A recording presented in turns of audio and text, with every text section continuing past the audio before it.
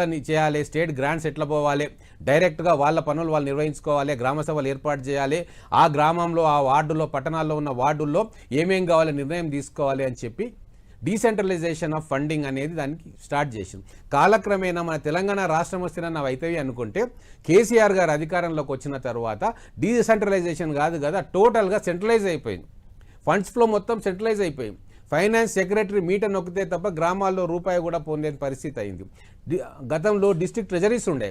So ఇవన్నీ ఉన్నాయి కాబట్టి ఇప్పుడు ఒక చిన్న కంక్లూడ్ చేస్తా. ఇప్పుడు ఇంకా లేట్ మనం చేస్తే ఇంకా చాలా అనర్థాలు జరిగిపోతాయి, ప్రజల్లో అసహనం పెరిగిపోతుంది. కానీ ఇదే సిస్టంలో, బ్యూరోక్రాటిక్ సిస్టంలో మనం పోతే ఒక చిన్న పని కావాలంటే సంవత్సరం అవుతుంది. కాబట్టి ఒక ఆల్టర్నేట్ వ్యవస్థను మనం నిర్మాణం చేసుకోవాలని నేను సూచిస్తాను. మీ డిమాండ్లో సహేతుకత ఉంది. చాలా మంది ఎమ్మెల్యేలు పొద్దుటి నుంచి నిన్నటి నుంచి కూడా కొంతమందితో మాట్లాడాము, మీ ఇంటర్వ్యూ పెడుతున్నా కాబట్టి అందరూ కూడా మీ డిమాండ్కు మద్దతు ఇస్తున్నారు. అయితే ఇందులో ఒక అంశం ఏంటంటే, అదేదో విపక్ష ఎమ్మెల్యేనో ఇంకెవరో చేస్తే వేరు, మీరు అధికార పార్టీలో ఉన్నారు. మీరు డిమాండ్ చేసే బదులు అధికారమే మీది, ముఖ్యమంత్రితో మాట్లాడి దాన్ని అమల్లోకి తెప్పించవచ్చు కదా. మీరు డిమాండ్ చేయాల్సిన అవసరం ఏంటి? మీరు ముఖ్యమంత్రితో మాట్లాడచ్చు, దాన్ని అమల్లోకి తేవచ్చు కదా అనేది ఒక ప్రశ్న. ఇప్పుడు దీని కరెక్ట్ ప్రశ్న అడిగినరండి. ఇది నా సమస్యనో, ముఖ్యమంత్రి గారి సమస్యనో, ఇంకో 2-3 ఎమ్మెల్యేల సమస్యనో కాదు.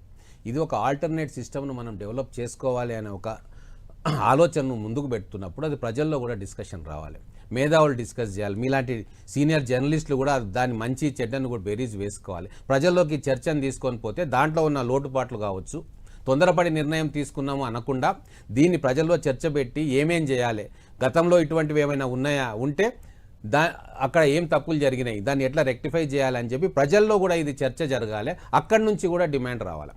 అప్పుడే ప్రభుత్వాలు కూడా దాని మీద శ్రద్ధ వహిస్తాయి. ఈరోజు నేను చెప్తాను ముఖ్యమంత్రి గారికో మంత్రివర్గం బాగుందనా చేద్దామంటారు, కానీ అమలు కాదు. కానీ ప్రజల్లో నుంచి డిమాండ్ వస్తే, ఎట్లయితే తెలంగాణ మూవ్మెంట్, తెలంగాణ రాష్ట్రం కావాలని చెప్పి ఎప్పుడైతే సకల జన సమ్మెలు చేసినారో ప్రజల నుంచి డిమాండ్ వచ్చిందో ఢిల్లీ కూడా కదలాల్సి వచ్చింది. కాబట్టి ఇది ఒక స్వార్థం కోసమో ఒక రాజకీయ పార్టీ కోసమో కాదు, డెమోక్రటిక్ స్పిరిట్ని గ్రామాల్లో బతికించుకోవాలి.